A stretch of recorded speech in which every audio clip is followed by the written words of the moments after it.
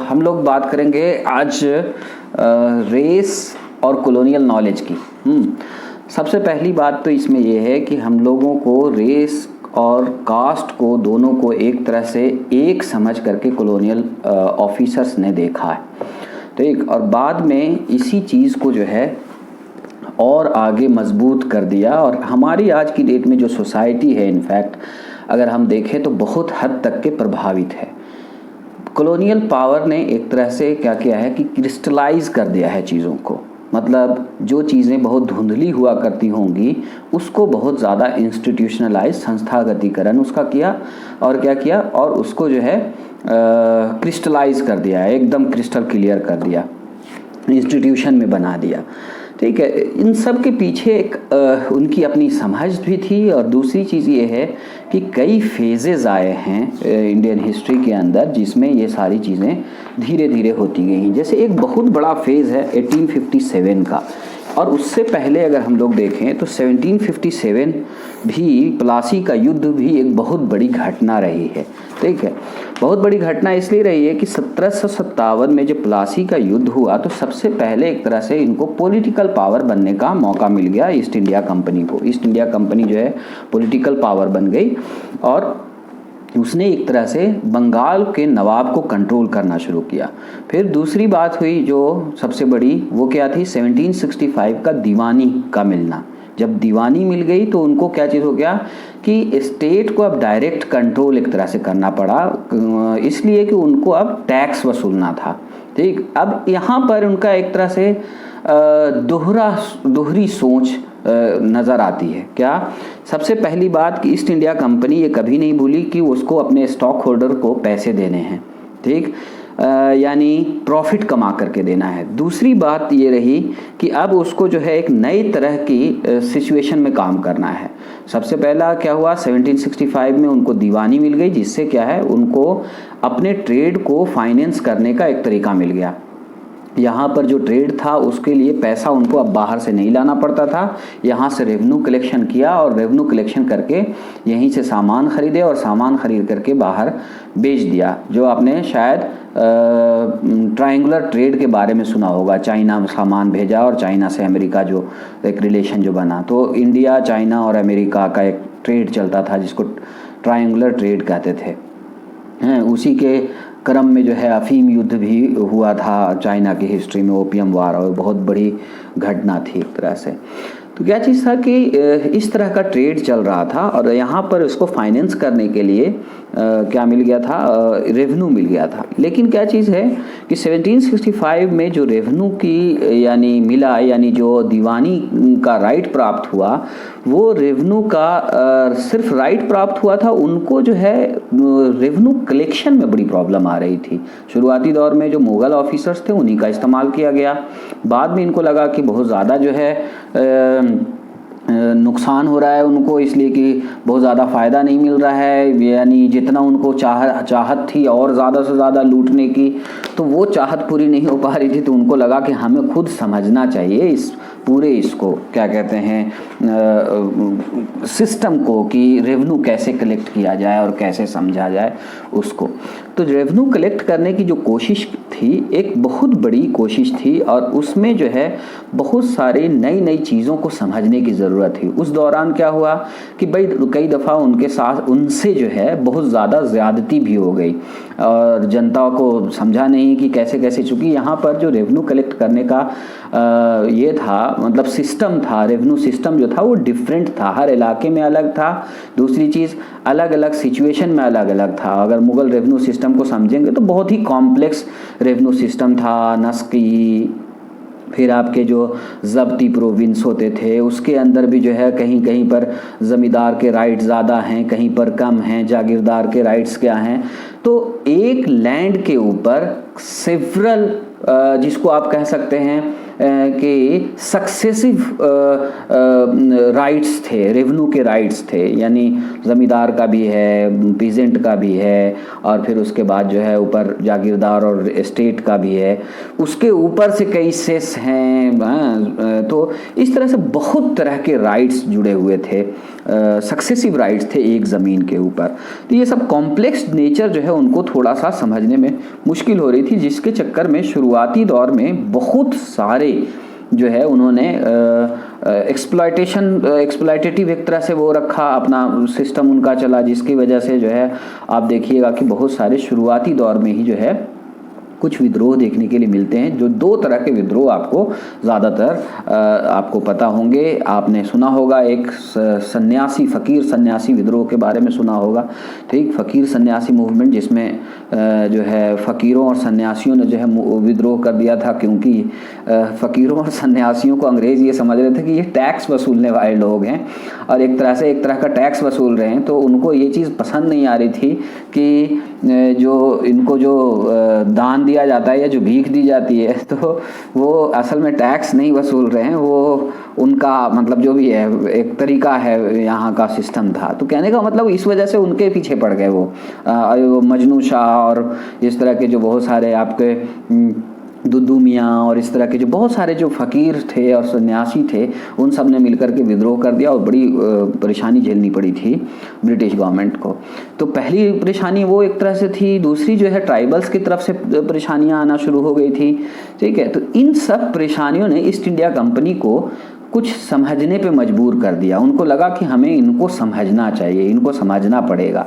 जब उन्होंने समझने की कोशिश की तो ख़ास करके वॉरेन हेस्टिंग्स के ज़माने में, ठीक है, ये रखा गया कि यहाँ की पॉपुलेशन को समझा जाए, यहाँ के लोगों को समझा जाए, यहाँ के रिलीजन और सब चीज़ों को समझने की ज़रूरत है। तब उन्होंने क्या किया कि यहाँ पर दो तरह का एक पॉलिसी रखी। एक जैसे एक मिलिट्री कॉन्क्वेस्ट है, तो वो तो चलती ही रहती थी। दूसरी जो है एक तरह से यहाँ के लोगों के सिस्टम को समझने की कोशिश की गई। ये पहला अटेम्प्ट था एक तरह से लोगों को समझने का, ठीक। और ये लोगों को समझने का किस तरह से कि बहुत सारे इसको ट्रांसलेट करें, इंडियन जो टेक्स्ट हैं, बहुत सारे रिलीजियस टेक्स्ट हैं या और जो क्लासिकल टेक्स्ट जिसको समझते हैं, उसको जो है सबसे पहले ट्रांसलेट करना शुरू किया।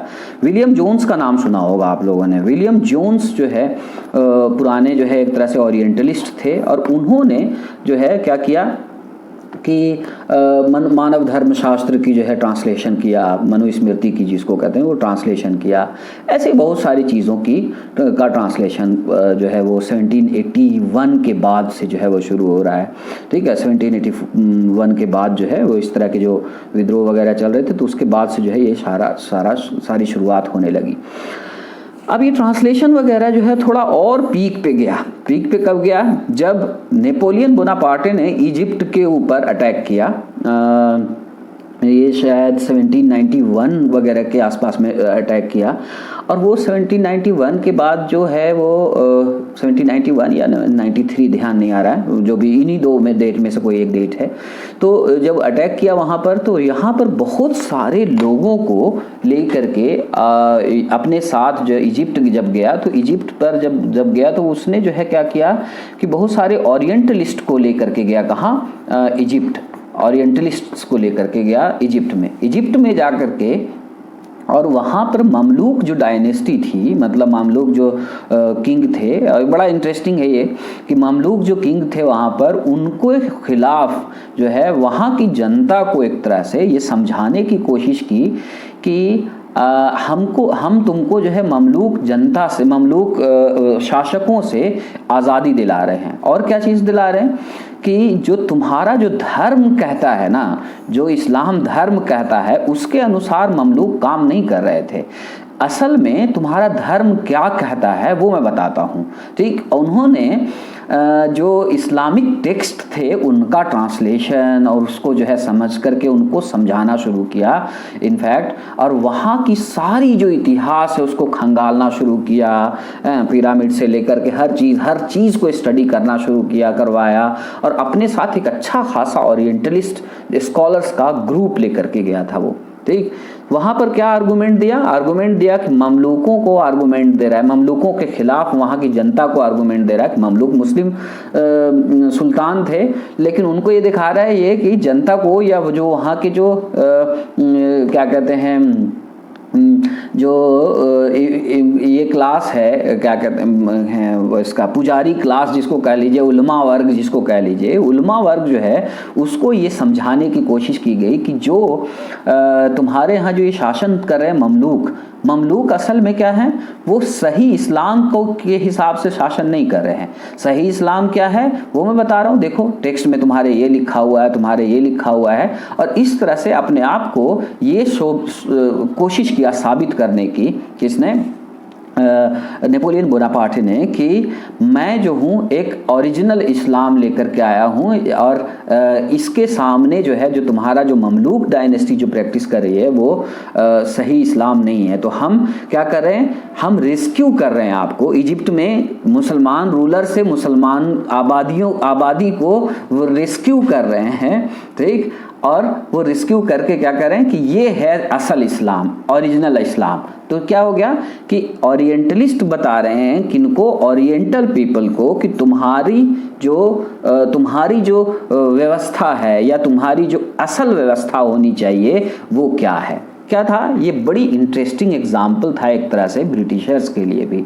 उन्होंने भी इस बात को समझा कि ये बिल्कुल सही तरीका है, ठीक है, कि ओरिजिनल जो तुम्हारी जो क्लासिकी पीरियड जिसको कहते हैं, क्लासिकल इंडिया या क्लासिकल जो नेटिव लैंड है, उसमें एक नैरेटिव बनाने की ज़रूरत है, जिसमें ये बताने की ये कोशिश किया जा रहा है कि तुम्हारी ओरिजिनलिटी को हम क्या कर रहे हैं, रीस्टोर कर रहे हैं। इजिप्ट के अंदर सही मुस्लिम रूल जो है लाने की कोशिश कर रहे हैं, वो क्या, गलत मुस्लिम रूल, ममलूकों के रूल को हटा करके, ठीक। तो इंटरेस्टिंग चीज़ है वहाँ पर क्या नाम है, इजिप्ट के अंदर, कि मुस्लिम रूल को हटा करके एक दूसरा जो है कॉलोनियल पावर ये कह रहा है कि सही तरह से जो है हम आपको समझ रहे हैं और ये सही इस्लाम है। यहाँ पर वहाँ पर ये कह रहे हैं, ये बहुत ही इंस्पिरेशन का काम किया हमारे यहाँ कॉलोनियल पावर को के लिए, यानी इंग्लिश ईस्ट इंडिया कंपनी के लिए। इंग्लिश ईस्ट इंडिया कंपनी ने भी कुछ इसी तरह से समझना शुरू किया भारत के अंदर भी, और यही समझाने की कोशिश की। ओरिएंटलिस्ट जो विचारधारा थी उसके अंदर जो है यहाँ के शास्त्रों के ऊपर, यहाँ की चीज़ों के ऊपर खूब बढ़िया पकड़ बना करके, और उसको जो है ट्रांसलेशन, आपने फादर बुल्के का नाम सुना होगा, विलियम जोन्स का नाम सुना होगा, ये सारे लोग जो है तेज़ी से ट्रांसलेशन कर रहे हैं, और वो ट्रांसलेट करके जो है चीज़ों को समझने की कोशिश कर रहे हैं, और इनफैक्ट वो जो है यहीं की आबादी को समझाने की कोशिश कर रहे हैं। तो असल में क्या कर रहे हैं कि ये सारी चीज़ों से एक तरह से प्राइमेसी जो है स्थापित कर रहे हैं शास्त्रों की। मतलब प्रैक्टिकली क्या होता था वो बाद की बात है, यहाँ पर क्या करें कि आइडियल जो है शास्त्रों में ये लिखा हुआ है, इसको इस तरह से, इस वजह से ये चीज़ होनी चाहिए। यहाँ पर ये मूवमेंट जो है एक तरह से आपका ओरिएंटलिज्म का, और फिर बाद में दूसरा एक मूवमेंट जो है लिबरलिज्म का शुरू हो जाता है, लिबरलिज्म, ठीक है। तो पहला मूवमेंट जो है वो ओरिएंटलिज्म का शुरू हो रहा है, जिसके अंदर जो स्कॉलर्स हैं वहाँ के ओरिएंटल जो स्कॉलर्स हैं उन सब को बढ़ावा दिया जा रहा है। उसमें जो है आपने मैक्स मूलर का नाम सुना होगा, जिसने अपने आप को अपने आप को इतना ज़्यादा जो है इंडियन स्टडीज़ में अपने आप को डाल दिया था कि उसने जो है क्या कहा, अपने आप को मोक्ष मूला नाम रख लिया, मोक्ष मूला, मैक्स मूलर से, ठीक। तो इतना ज़्यादा वो डूब रहे थे यहाँ की नॉलेज के बारे में, ट्रांसलेट कर रहे थे, यहाँ समझ रहे थे, समझा रहे थे, और उनको प्रोत्साहन दिया जा रहा था, कॉलोनियल पावर जो है प्रोत्साहन दे रहा था। इसमें क्या होगा कि जो यहाँ की जो इनलाइटेड जनता है, जो अपने आप को पढ़ी लिखी जनता समझ रही है या है भी इनफैक्ट, उसको एक बात ये समझ में आ गई कि ये हमारा भला एक तरह से कर रहे हैं। किस तरह से भला कर रहे हैं, दो चार चीज़ें उसी टाइम की ये खोज हैं। पहली जो है संस्कृत जो है वो यूरोपियन लैंग्वेज है, ठीक है, यूरोपियन फैमिली की लैंग्वेज है। आर्यन जो है वो क्या है, वो मेन जो है डोमिनेटिंग पावर हैं, और वो भी फॉरेन से आए हैं। दो चीज़ों में एकदम डिफरेंस यहाँ पर दिखा दिया गया इसी पीरियड में। इसमें क्या चीज़, ओरिएंटलिस्ट के काल में, कि जो डोमिनेंट आर्यंस हैं असल में वो ही जो है वो रूलर आर्यन हैं एक तरह से। मतलब वो रूल करने वाले हैं, और बाकी जो, और ये रूल करने वाले जो लोग हैं डोमिनेंट आर्यन क्या हैं, वाइट हैं, ठीक है, कलर के हिसाब पे। देखिए रेस का जो पहले चुनाव हो रहा है वो इसी आधार पे हो रहा है, क्या, वाइट आर्यंस जो है वो डोमिनेट करते हैं किसके ऊपर, ब्लैक, द्रविडियन और इंडिजिनस पीपल पे। ये जो आइडिया बनाया गया उस पीरियड में वो हर चीज़ में देखने के लिए मिल रहा है किस टाइम में, इस पूरे टाइम में। ये शुरुआती जो पीरियड है आपका वारेन हेस्टिंग्स वाली जो बात कर रहा हूँ उस पीरियड में, ठीक। और ये समझने की कोशिश की गई कि जो विनिंग रेस है, यानी जो आपको डोमिनेंट रेस है वो क्या है, वो जो है आर्यंस की है, और बाकी जो लोग हैं वो सब क्या हैं, वो सब जो है या तो द्रविडियन है या तो फिर ये लोग हैं, क्या नाम है, द्रविडियन है या इंडिजिनस पीपल हैं, और वो क्या है, एक तरह से हारी हुई रेस है। इसलिए बहुत ज़्यादा उन्होंने क्या चीज़ इसीलिए चुना, अपने आप को किसके साथ चुना, जीती हुई रेस के साथ चुना, और ये कहा कि यही स्ट्रक्चर इन्होंने ही दिया है, इससे पहले कोई इंडियन सोसाइटी को स्ट्रक्चर नहीं था एक तरह से। और वो स्ट्रक्चर किस में दिया हुआ है, स्ट्रक्चर दिया हुआ संस्कृत के किताबों में, सांस्कृतिक स्रोतों में, और जो पूरे सोसाइटी को स्ट्रक्चर जिस हिसाब से दिया गया है वो क्या है, सोसाइटी को ऑर्गेनाइज करने के लिए दिया गया है, ठीक। ये सब चीज़ें जो है वो एक तरह से ओरिएंटल इसकी देन रही, जिसको जो है क्या चीज़ था कि जिससे जो है वो ज़्यादा मतलब एक तरह से यहाँ के लोग भी एक तरह से कनेक्ट हो पा रहे थे, जो पढ़े लिखे लोग थे। क्या क्या चीज़ें थी, संस्कृत जो है वो यूरोपियन फैमिली की लैंग्वेज है, आर्यन जो है वो जाहिर सी बात है सेंट्रल एशिया से आए हुए हैं। फिर इस तरह से जो है क्या किया, ये डोमिनेंट पावर हैं, आर्यंस जो है डोमिनेंट हैं, जो भी ब्लैक लोग हैं, ये थोड़ा सांवले जो लोग हैं वो लोग क्या हैं, नॉन डोमिनेंट लोग हैं, ये लोग जो है ज़्यादा ये नहीं होते हैं। तो इस तरह की समझ जो है बनाई गई, ठीक। उसके बाद दूसरा फेज आता है, हमने बात की थी लिबरलिज्म की। लिबरलिज्म का जो फेज आता है उसके अंदर, या यूटिलिटेरियनिज्म की, जिसको आप कहते हैं उपयोगितावाद या लिबरलिज्म।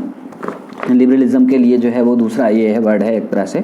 तो लिबरलिज्म को क्या कहते हैं, उदारवाद, ठीक है। तो उदारवाद और उपयोगितावाद टाइप का भी ये की फिलॉसफी आई, जिससे जो है एक क्या कहते हैं, कुछ लोग बड़ा इन्फ्लुएंस हुए। क्या था, जैसे शुरुआती दौर में हम लोगों ने देखा था विलियम, इसकी बात कर रहा हूँ, हाँ जो भी है, तो मैं बात कर रहा था, तो पहले वाले की बात कर रहा था कि तो वारेन हेस्टिंग्स की बात कर रहा था। तो वारेन हेस्टिंग्स के पीरियड में जो है क्या चीज़ था कि जो इंडियंस हैं उनके कानून को, उनकी लैंग्वेज को, उनकी चीज़ों को सीखना है, ठीक। इसके लिए स्थापित किया गया कलकत्ता मदरसा, आपको ध्यान होगा कलकत्ता मदरसा जो है स्थापित किया गया, ताकि ब्रिटिश ऑफिसर्स को जो है संस्कृत और पर्शियन में महारत हासिल कराई जाए, ठीक। और इसी तरह से जो है बहुत सारे अलग अलग इसमें जो है अलग अलग कॉलेजेस की स्थापना की गई, और यहाँ के इसको समझने की कोशिश की गई। जैसे आपको दिल्ली में जो आज की डेट में ये ओरिएंटल कॉलेज जो कहलाता था आपका, जो दिल्ली ओरिएंटल कॉलेज जो है, एंग्लो अरेबिक कॉलेज जो है अभी आज की डेट में जो जाकिर हुसैन कॉलेज कहलाता है, वो उसकी जो स्थापना की गई। तो क्या हो रहा था कि अंग्रेज़ जो है वो ज़्यादातर वो सीख रहे थे, यहाँ की लैंग्वेज सीख रहे थे और ये सारी चीज़ें सीख रहे थे और यहाँ की ये कर रहे थे। ये सेकेंड फेज़ के अंदर, लिबरलिज्म के अंदर ये क्या हुआ कि वो ये कहा कि नहीं, आप लोग सीखिए, उनको इनकरेज कर दिया, इंडियंस को इनकरेज किया कि आप लोग जो है हमारी लैंग्वेज को सीखिए और नए तरह की चीज़ें, जो दुनिया में नई चीज़ें हैं उसको समझिए। यानी जो ये है आपका क्या कहते हैं, जो नई चीज़ें हैं, यानी साइंस की सोच है या फिर आपकी जो मॉडर्न फिलॉसफी है, इंग्लिश फिलॉसफी है, उसके ऊपर आप ध्यान दीजिए, ना कि हम लोग जो है आपके बारे में पढ़ेंगे। जब तक बहुत सारा काम हो चुका था ट्रांसलेशन वगैरह का, तो लिबरलिज्म की थ्योरी में क्या हुआ कि प्रोग्रेसिव थिंकिंग को बढ़ावा देने की कोशिश की गई, सो कॉल्ड प्रोग्रेसिव, कि मॉडर्न साइंस की बात करो, चूँकि जो यूरोप ने एक्सपीरियंस किया है लिबरलिज्म और मॉडर्न साइंस को जो एक्सपीरियंस किया है, उसी की तरफ आगे बढ़ी है। और इस तरह से बहुत सारे लोग जो है, जिसमें बड़े इंपॉर्टेंट लोग हैं, कुछ लोग जो आपने नाम सुना होगा, आपके मकौले का नाम सुना होगा, फिर उसके बाद जो है दूसरे जो है आपके लॉर्ड विलियम बेंटिक का नाम सुना होगा। ये लोग जो है वो बड़ा लिबरल आइडिया के थे और वो मॉडर्न इसको चाहते थे कि मॉडर्न साइंसेस की पहुंच जो है वो वो इंडियंस तक हो। और इससे बहुत सारे लोग इम्प्रेस भी हुए, जैसे राजा राम मोहन राय वगैरह, जिसमें उन्होंने वकालत की, बहुत सारे सुधार की और मॉडर्निटी की तरफ जाने की बात की। कहा कि शास्त्रों के अंदर जो है वो मतलब शास्त्रों में पीछे जाने के बजाय जो है मॉडर्निटी में आगे जाना चाहिए इंडियंस को, वो इस तरह से करके देखते थे। इसलिए ओपननेस की बात की, मतलब नए आइडियाज़ के, यूरोप के नए आइडिया की तरफ जाने की कोशिश की, लिबरलिज्म की तरफ ये की।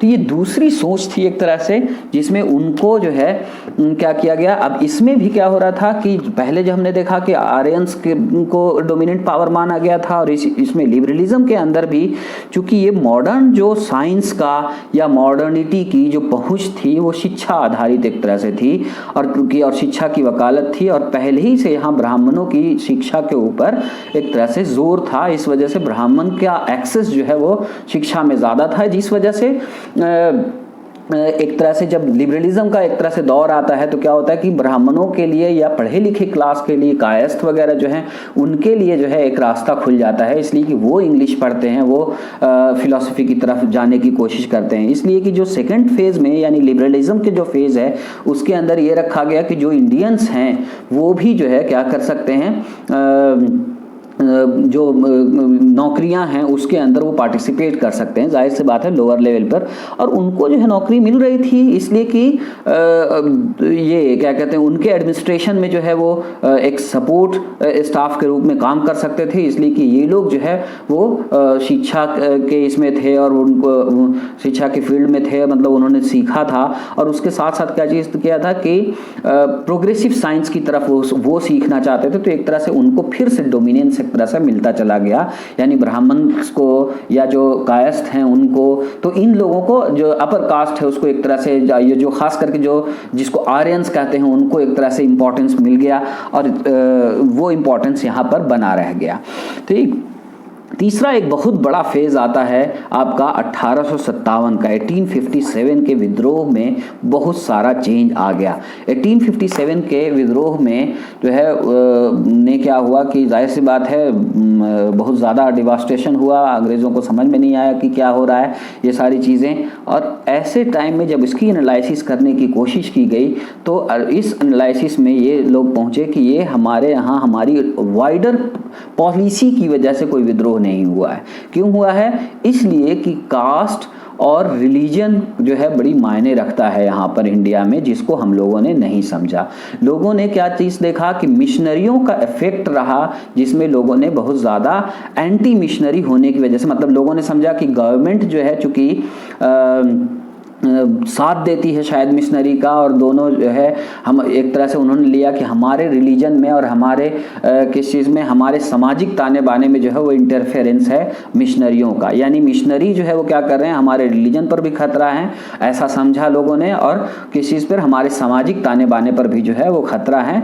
इस वजह से 1857 के जो एनालिसिस लोग कर रहे थे उन्होंने कहा क्या चीज़ कि यहाँ दो चीज़ें बड़ी मायने रखती हैं। पहली चीज़ मायने रखती है वो है रिलीजन और कास्ट। ठीक, तो कास्ट और जो रिलीजन है ये मायने रखता है, और इसमें जो है मिशनरीज का जो है इंटरफेरेंस, उन्होंने गवर्नमेंट का इंटरफेरेंस समझा और इस वजह से विद्रोह हुआ। तो तीसरी बात क्या चीज़ थी कि इसमें फिर मतलब वहीं पर फोकस जो आ गया, किस चीज़ पर आ गया, सिर्फ फोकस आ गया किस चीज़ के ऊपर, कास्ट और किस पर, रिलीजन के ऊपर। तो अब कास्ट और रिलीजन की स्टडी जो है वो ज़्यादा इम्पॉर्टेंट मानी जाने लगी कि अगर भारत को समझना है तो बिना कास्ट और रिलीजन के आप नहीं समझ सकते। 1858 में जो है 1858 में ही जो है शासन जो है वो देना पड़ गया, और क्वीन का जो है एक तरह से प्रोक्लेमेशन आ गया, और उन्होंने क्या किया कि ईस्ट इंडिया कंपनी से सरकार जो है अपने हाथ में ले ली, और उसमें उन्होंने वादा किया दो प्रमुख बातों का।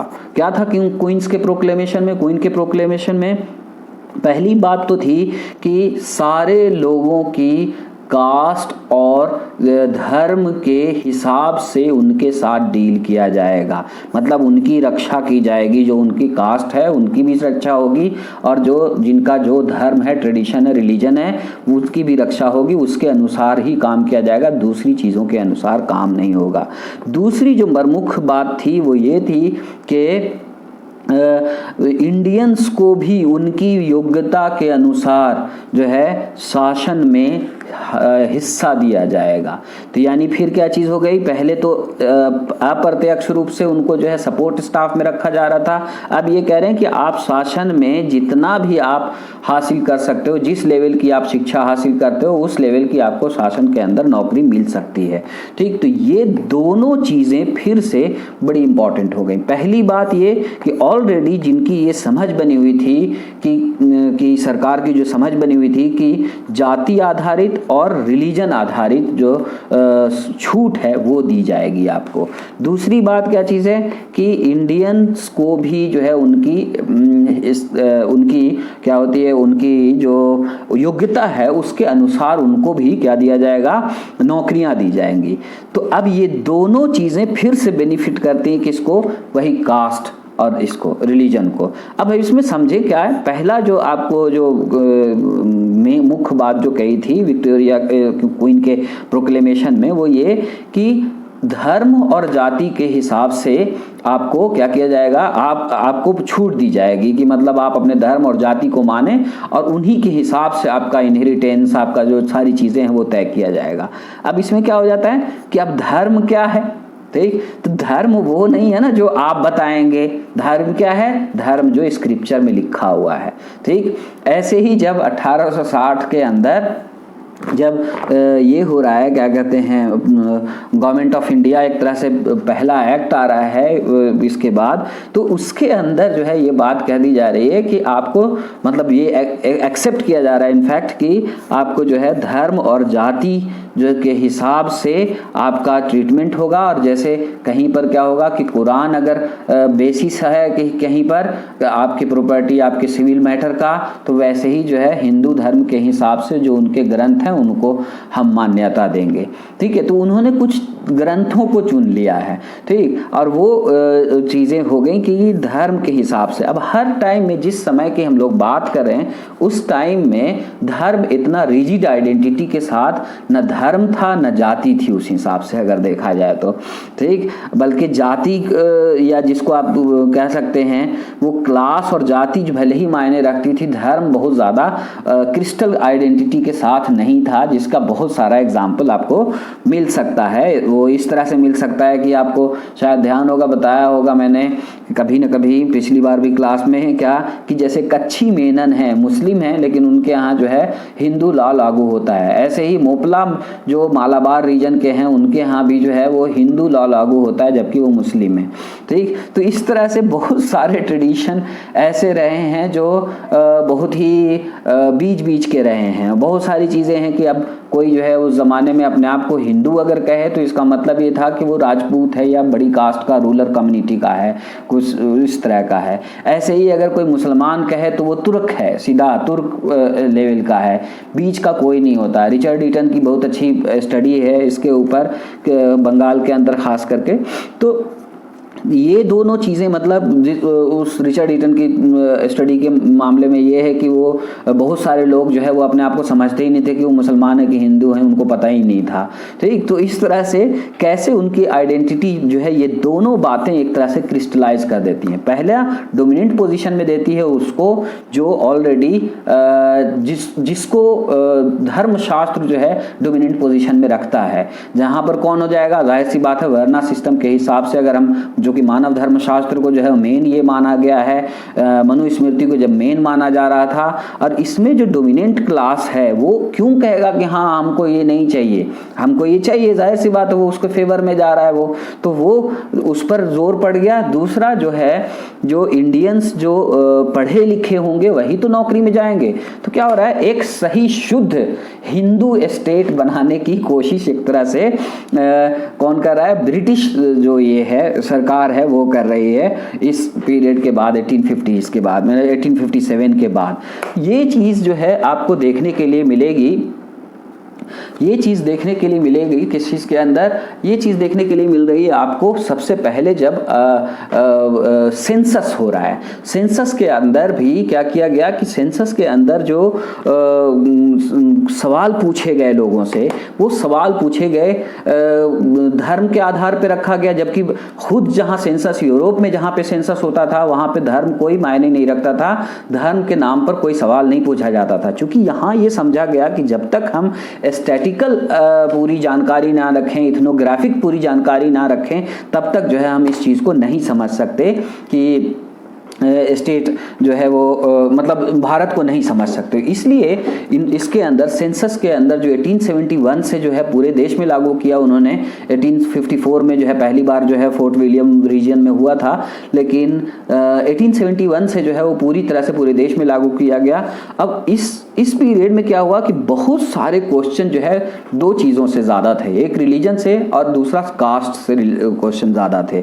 आपको बताया था पहले भी, ध्यान होगा कि कास्ट को और रिलीजन को बड़ा इंपॉर्टेंस दिया गया और उसमें इस तरह के क्वेश्चन पूछे जा रहे थे कि जैसे पहली ये बना दी गया कॉलम क्या, हिंदू, तो हिंदू के अंदर ए ब्राह्मो हिंदू है या फिर क्या कहते हैं आर्यन हिंदू है, फिर उसके बाद में जो है नॉन आर्यन हिंदू, और कहने का मतलब है कि उसमें भी ढेर सारी कैटेगरी बनाई गई। ठीक, उसके बाद फिर जैसे कोई पारसी मतलब ईरानी ये बनाया गया, और क्या बनाया गया उसमें जो है डैश दे के कहा गया कि ये पारसी जो लोग हैं। फिर उसके बाद सेमेटिक एक वो बनाया गया, कॉलम बनाया गया सेमेटिक, मतलब उसमें क्या हो गया हिंदू, ये मुस्लिम, उसके अंदर फिर आ जाएंगे क्रिश्चियन, फिर आ जाएंगे ये यहूदी जूस, और फिर एक कॉलम बना दिया गया इस तरह से कि सेमेटिक के अलावा जो है फिर कौन मतलब ये है दूसरे हिसाब से, मतलब कुछ सेमेटिक के अलावा एक और कुछ कॉलम बनाया गया, ध्यान नहीं आ रहा है मुझे। खैर, तो इस तरह से वो बनाया जा रहा है, जिसके अंदर स्पेशली क्या किया कि हिंदू कम्युनिटी के अंदर जो है सिखों को भी डाला और इसको भी डाला, लेकिन सब अलग अलग तरह के, उसी में ABCDEFGH करके बहुत सारी कैटेगरी बनाई गई है। अब ये सारी कैटेगरी बना करके और फिर क्या करें कि कास्ट के हिसाब से 1901 के सेंसस में जो है वो क्वेश्चन दिया गया कि हिंदू के अलावा एक नया तबका जो है, एक नई चीज़ को जोड़ी गई उसके अंदर, और वो क्या था, वो था अनटचेबल्स के लिए। तो अनटचेबल्स में क्या कर रहा है, जो हिंदू नहीं हैं, फलाने नहीं हैं, ठीक है, जिनको मंदिर के गर्भगृह में नहीं प्रवेश करने दिया जाता है, जो ये नहीं करने दिया जाता, ये सारी बातें, लेकिन वो क्या है उनको अनटचेबल्स नहीं कह रहा है, उसको क्या करे कास्ट। तो दो मतलब रखा गया, उन्होंने रखा पहला वर्ना, बाद में जो है 1921 के बाद जो है ये रखा वर्ना, और दूसरा जो है कास्ट। वर्ना का मतलब हो गया कि जो आर्यन है उनके अंदर जो 4 वर्ण है तो वर्ण में रखेंगे उसको, और बाकी सब जो है वो किसके आधार पर कास्ट होगा, प्रोफेशन के आधार पर कास्ट होगा। तो इस तरह से उसको एक समझने की कोशिश की। तीसरी बात ये थी कि एक तो सेंसस के अंदर जो है वो बहुत ज्यादा जो है डिफिनेशन हुआ, फिर उसके बाद क्या चीज हुआ कि वो आबादी के हिसाब से उनको नहीं डिफाइन करके, बल्कि क्या किया रिलीजन और इसके हिसाब से डिफाइन करने की कोशिश की। तीसरा एक काम हुआ 1857 के बाद ही, वो ये था कि सेना में भर्ती को लेकर के, सेना में भर्ती को लेकर के एक कमीशन बैठा था, जिसके अंदर 1857 में हुई गलतियों को उजागर करना था, जिसका मकसद वहाँ जो है वो बहुत सारे जो अंग्रेज ऑफिसर्स थे उन्होंने क्या किया, अंग्रेज ऑफिसर्स ने जो है ये रिकमेंड किया था कि जो अपर कास्ट हिंदू हैं उनको अलाउ नहीं करना चाहिए। ठीक, क्यों, इसलिए कि उन्होंने ही विद्रोह एक तरह से किया था। उस बात को खारिज किया गया और कहा कि नहीं, क्या होना चाहिए, उल्टा होना चाहिए, और उल्टा हुआ 1857 में।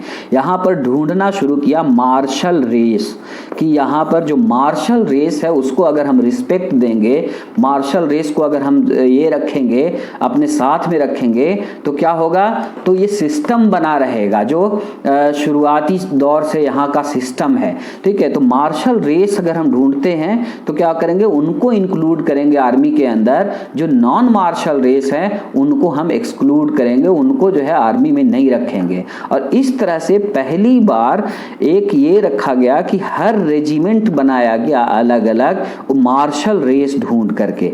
ठीक है, कि ये मार्शल रेस है। अभी मार्शल रेस कैसे पता लगाया उन्होंने? एक तो उनकी जो है हिस्ट्री को उजागर किया, पूछा और बहुत सारी चीज़ें किया। दूसरी चीज़ क्या है कि यहाँ पर बहुत सारी स्टडीज़ भी करवा रहे थे, जो क्या थी, रेशियल स्टडीज़ थी। रेस के हिसाब से स्टडी करवाया जा रहा था, रेस की स्टडी करवाया जाता कि कौन से जो आबादी है वो कैसी है। उसमें एक ज़माने में बड़ा पॉपुलर था एक कॉन्सेप्ट, किस चीज़ का, नज़ल इंडेक्स का। नज़ल इंडेक्स इस तरह का होता था कि वो नाक की चौड़ाई और ऊंचाई, इन दोनों का वो अनुपात निकालते थे।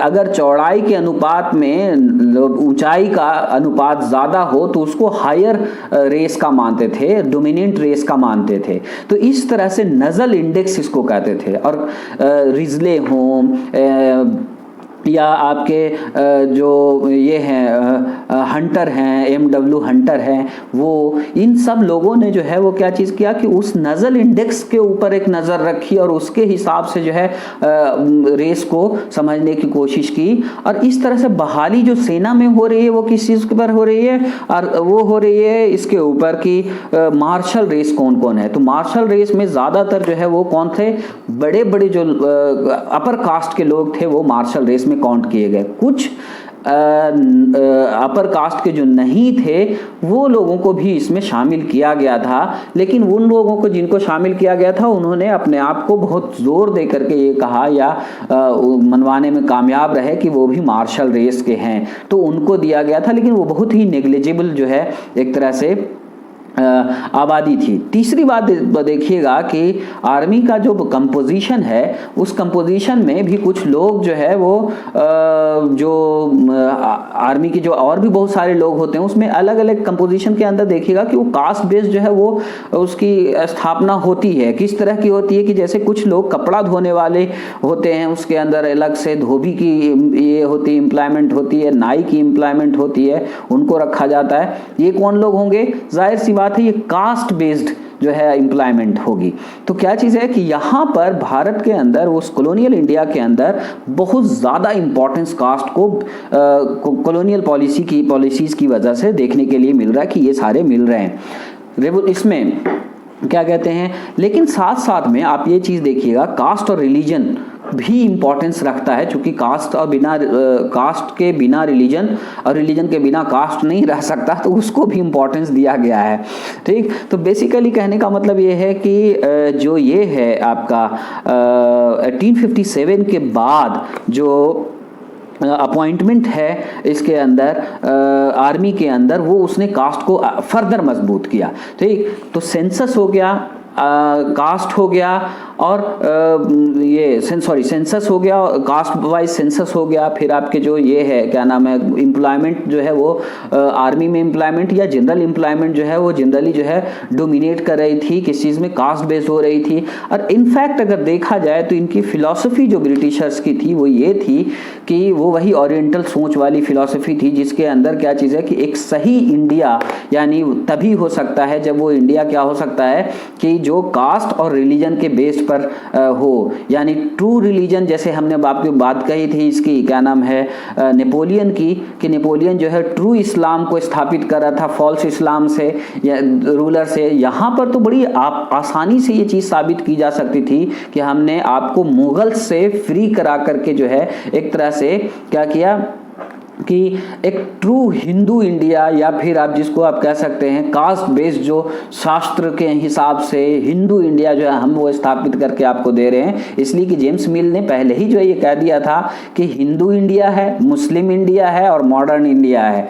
तो यानी जहाँ जबकि यूरोप में एंशिएंट यूरोप और मिडिवल यूरोप और मॉडर्न यूरोप हुआ करता था, यहाँ क्या था, यहाँ हुआ हिंदू इंडिया, मुस्लिम इंडिया और उसके बाद जो है मॉडर्न इंडिया। इसलिए तो कहने का मतलब ये कि इस तरह से इस चीज को और डोमिनेट किया पूरे जो इथनोग्राफिक स्टडीज है या एंथ्रोपोलॉजिकल स्टडीज है कास्ट की कॉलोनियल स्टेट के द्वारा की गई, वो सारी की सारी जो है वो कास्ट बेस्ड एक तरह से पूरा स्टेट स्थापित करने की जानबूझ के कोशिश की गई। दूसरी बात क्या चीज है कि जानबूझ करके कोशिश करने के साथ साथ ये रहा कि ये जो पूरा सिस्टम तैयार किया गया उसका मकसद जो है वो ये था उनके हिसाब से कि ये जो है पुरानी सोसाइटी की पुनः स्थापना एक तरह से कर रहे हैं, ठीक। तो ताकि उनको जनता का सपोर्ट मिल सके, ताकि यहाँ की जो जनता है उसको उसका सपोर्ट उनके इसको मिले और वो लेजिटिमाइज कर लें अपने रूल को, और ये बताएं कि हम